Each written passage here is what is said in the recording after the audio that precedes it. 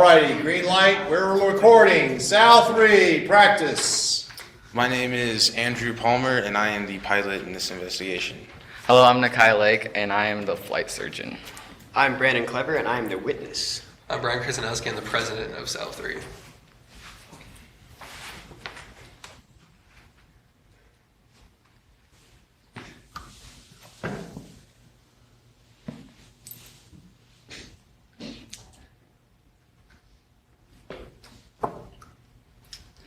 Colonel, can you show us our...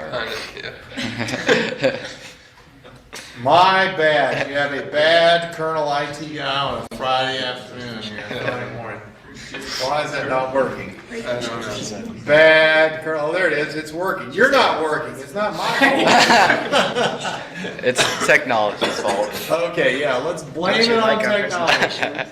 Lazy technology. You think this happens at the Pentagon? I imagine. Imagine it does, only when it's your turn, and you walk up there and the computer locks up. And they go, why don't you have Actually, to be that?" perfectly honest, this does happen. When you're doing a briefing for a general, you show up about an hour and a half prior, and you do all this, and you work through it, and it works perfect. And then, of course, you sit there for an hour, and the computer's going, and then it turns off right when the general works walks in. And typically what you do is you have a complete briefing with paper, and of course, it's very impressive to have everything fail, and the major walks up and does a perfect briefing ad hoc, handing out a piece of paper. But you can crash and burn and stink too. But you also have backup computers. You usually have two computers. You have this one, and then while you're handing out the piece of paper, your buddies plug in the next computer. And I've seen it all happen. It's amazing. So this is just doing fabulous here. Well, we can still present it. Even I guess you can always download the Dang Google it. Drive. No, I haven't. Animation, that's what we made him for. Download the Google Drive, get Google Docs. Memorize your slides? Yeah, what? Nice. Well, we can do it. I mean, if you guys don't want to see the amazing photos we have. We have a 20 slideshow minutes, right so here. we can sit here and make you dance and talk until then. Okay. Stories. Okay. Well, I guess we Well, can just present some information then. okay. So we'll just. Oh, Hey. yeah! Yay! Yay! That's So if you- Yay. What might we want to do before we start this whole thing? Probably pull it up and make it look perfect before you even push the buttons to start going, right? Doesn't look like it's gonna show the photos. What's wrong with it? Oh, Oh, there it is. they're all like. Okay, so go to the second slides. So we'll just present it like this. Okay, so. Presented, buddy. This is our crash investigation summary. We're going to first talk about our background, talking about the aircraft information and also the pilot's information. Then we'll go to our findings, such as the witness reports, the autopsy report, and then we'll go to our causes and then our recommendations. And if you have any questions, we'll answer them at the end, but you can interrupt us at any time to ask us any questions. Alright, so we had the Cessna 401A. It's basically a 6 to 8 man seater. Its maximum weight is 6,300 pounds. We found out that both of the engines were near their 100-hour checkup, and it did pass it, so they didn't have any problems. Basically, the 100-hour checkup is to see that both engines are working fine, and it just goes through, if it has any failures, that they'll fix it. But it did not have any problems with any of the engines. Okay, hold it. Wouldn't you want to blow that up to make it big? We had problems doing that, so we're just going to do it like this so we don't Okay, I have understand. All right, got it. Okay, good. So it's powered by two 300 power turbo speed Continentals. So we found out that none of them were a factor in our findings. So go ahead and hit the next slide. So, information regarding our pilot. His name was Joseph Morton. He was a 35-year-old white male. He had a commercial pilot certificate. His birthday was January 1st in 1960. And in the Cessna, he had 117 hours, which was pretty good. And his last medical checkup was October 22nd, 1994. And he died on the crash June 12th, 1996. Okay. And then this is our findings, what we found at the crash site itself. The left wing was damaged from an in-flight fire.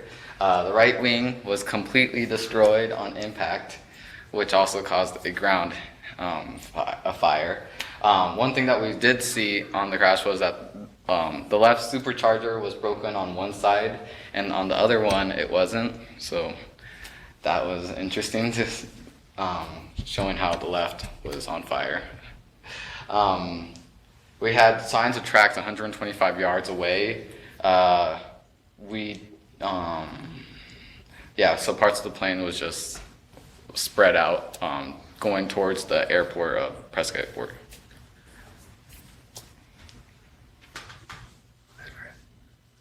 So these are extra findings and questions we asked to find more information about the crash.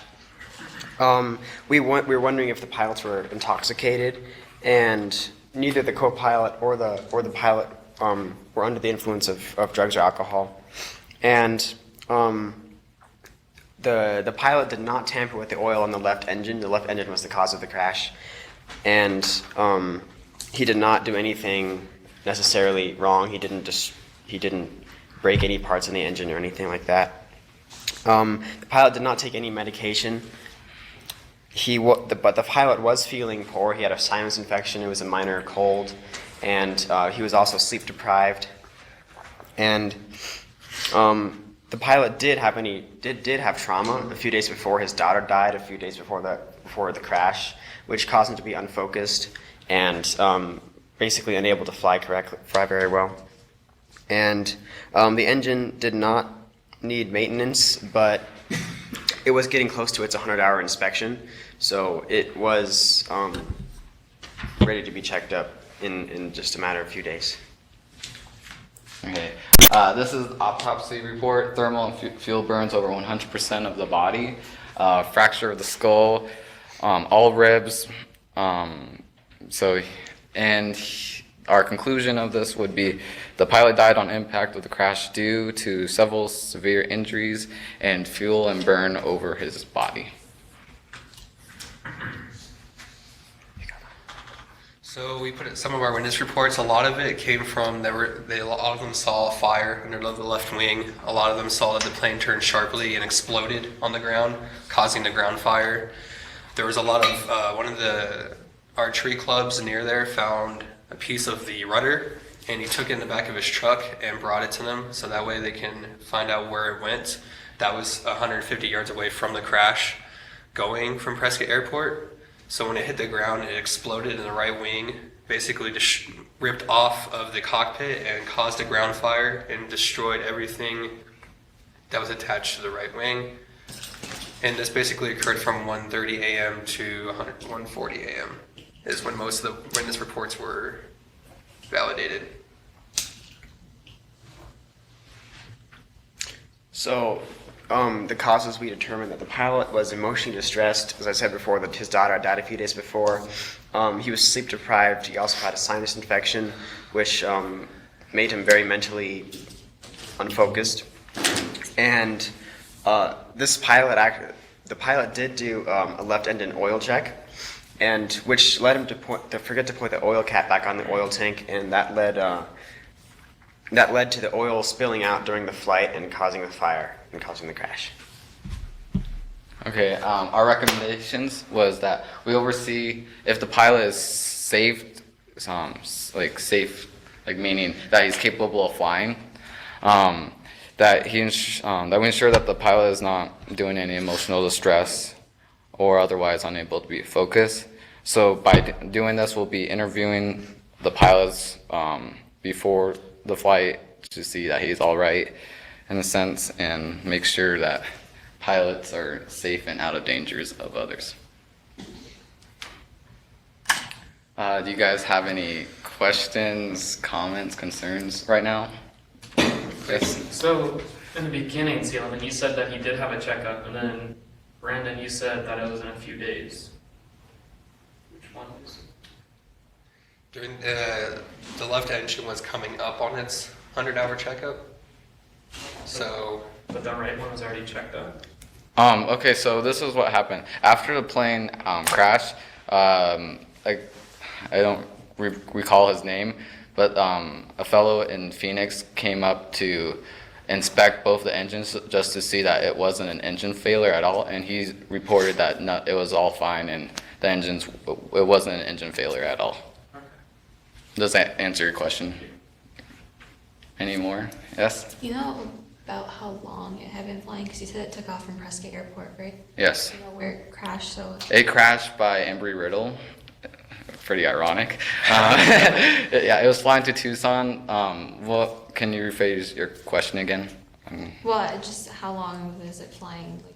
Like, make it to Tucson, but it obviously wasn't anything. It was only flying around 5 to 10 minutes. Yes, it was. So is that all? If that is all, then we'll be going to our the transcription. Okay, hold on, let me display that. So we'll reenact the transmission covering the Cessna before it crashed for you guys. Okay. Yep.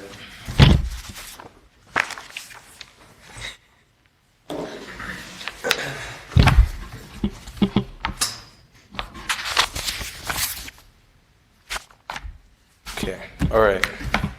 I'm reenacting the pilot. I will be reenacting the Prescott ground and tower. And then I'm the Prescott clearance delivery position. I'm the unknown transcription in the end. Clearance Twin Cessna 6549er Quebec VFR Albuquerque 13.5 with info. Calling clearance delivery. Who's the Twin Cessna? 6549er Quebec. Twin Cessna 49er Quebec is cleared out of the Class Delta airspace. Turn left heading 090 and avoid the city of Prescott. Climb 13,500. Departure frequency will be on 128.45 squawk 4220. Okay. Cleared out of Delta airspace. Turn left heading 090. Climb 13 around 500. Departure on 28.45 squawk for 22049er Quebec. Y'all think that's funny, that's what it sounds. Y'all are acting like this isn't abnormal. Can you see why you have to practice it a bit? Oh. Twin Cessna 49er Quebec, that's correct information. Bravo is current on ATIS. Roger. ATIS. Sorry. Ground Twin Cessna 6549er Quebec. Mailbox taxi for takeoff. Ground Twin Cessna 6549er Quebec. Mailbox taxi for takeoff. Twin Cessna 49er Quebec ground taxi to runway 21 left cross runway 29er. Taxi to runway 21 left cross runway 29er Quebec. Twin Cessna 49 Quebec. Caution, you have a company Twin Cessna be coming at you the other end of 03. 49er Quebec, Roger. 49er Quebec, ready for departure. 21 left. Okay, Twin Cessna 49er Quebec, line up runway 21 left and wait to departure off 21 right. Line up and wait. 21 left. 49er Quebec. Twin Cessna 49er Quebec, caution lock head off runway 21 right, wind calm runway 21 left, cleared for takeoff. Clear for takeoff. Runway 21 right. Correction 21 left. 49er Quebec. Twin Cessna 49er Quebec, turn left heading 090 and you're cleared to climb to 13,500 49er Quebec. Okay, hold on. I can't stay any longer. Q's are pronounced as K's. Quebec. All right, so say that. Quebec. Quebec. Everybody say this. Quebec. Quebec. Papa Quebec. It's not Q, it's Quebec. Okay, everybody say that. I Quebec. can't stay any longer. Turning left This is practice. 090, climb to 1300, 49er Quebec. Prescott Tower, 49er Quebec's got a mayday. We lost part of our wing here. 49er Quebec, Prescott Tower, say again. We've got a mayday here. We lost a part of the wing here. Can you turn around and make runway 03 right? We're barely hanging on here. We got to 429er. Sorry, sir, runway 29er is not available. Construction. 03. Wow. 03. 4 runway 03, turn heading 270. Maybe we'll make it in, sir. Roger. 49 Quebec. Quad. There's no quads there. Quebec. Quebec. Sorry. 49 Quebec. You got it. You gonna be make it all right to 03, right? I don't know. We got a fire in the left engine here, and about 8 feet of the left wing is gone. Okay, 499er Quebec. The runway is cleared. You're cleared to land runway 03 right when it's calm. We make the equipment rolling. Okay, thanks. 49er Quebec's not gonna make it. 49er Quebec. We have the equipment rolling now. Hey, you got a fireball down there. Yes, sir. I know. Oh, shh. Everybody give a round of applause. So that was the transmission. Okay, and then this is our essay or our Word document. Wow. Do I have the wrong glasses on? I knew my vision's going down, but. All right, just click through it here. Just keep Okay, going. so it's giving us a brief description. Is that what the pilot saw at the last minute, right? Yeah. All right, got all that. Looks good. Keep going. Yeah, So these are the two superchargers. you Um, you can we see the difference between the two. This Good is part idea. of the Good plan. pictures. Keep going. Keep going. Keep going. This is the map of where. Okay, you need to put where on the map. Where are we talking about? This is the Prescott. I know where it is, but I mean, you need to label it, right? Oh, Because it doesn't Crash. Everybody's looking at it and goes, so what? Who, what, where, when, why? So Okay. make sure when you have a map, you can't just put the map on it. You need to put labeling on it, okay? yes, sir. Keep going, keep going, keep going. Not a factor. Not a factor. Recommendation. Da da da da. And then this is our last page. With Okay, all right. All right, everybody give a round of applause. Yay. Yay, constructive criticism. Round of, we got about 5 to 6 minutes. I got two things. One, those aren't superchargers, those are turbochargers. Research that, that's good. Two, Nakai, at the beginning, you were talking really, really, really fast. Oh, I was sorry. gonna say this. You were speeding through everything. It might be because you were nervous or something. Well, That's we fine, were yeah. losing time, and I was just like, we should Just, probably. you were really talking fast. Okay, I was thinking that. My brain had to go way too quickly. I liked that you, in your slideshow, you put the questions that you guys asked and the answers. I thought that was excellent, because guess what? I gave different answers to every team. And so they can't assume that those are the answers to anything, because that was excellent. Do that, everybody should do that. Palmer, did you talk at all during the slideshow? I did not. I was gonna talk during the essay part, but we sped through that. And also, I really liked the transmission. I thought that was a good idea. Who did the transmission?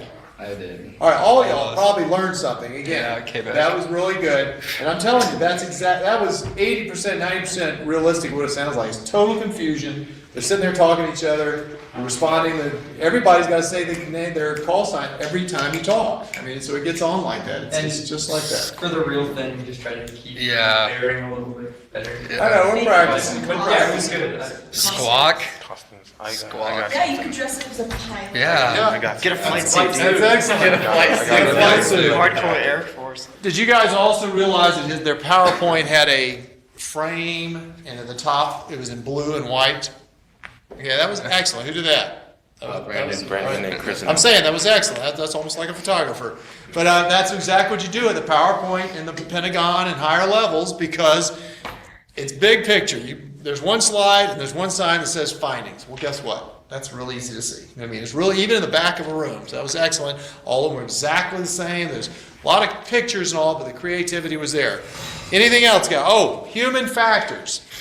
Human factors, meaning the guy didn't. Your theory is the guy didn't leave the thing. Well, why did he do that? Well, he was tired. Everybody needs to use the word, all of you guys, human factors is when it's either, they don't call it pilot error anymore. It's not pilot error. It's a human factor of why did it. He was drinking or family or tired or whatever. Matter of fact, this morning, Pistorius on TV about the guy that killed his girlfriend, the blade running Olympic champion. Do you know about that? There's a murder trial in Australia, Pistorius, and he was sitting there talking to the judge. He's going, "Oh, I'm so tired, and I'm so tired. I didn't know it." Well, you know, it was human factors. He's claiming that it was not his fault. It was all these other faults. Yeah, not his fault, but he shot his Yeah, not his fault. He shot his girlfriend.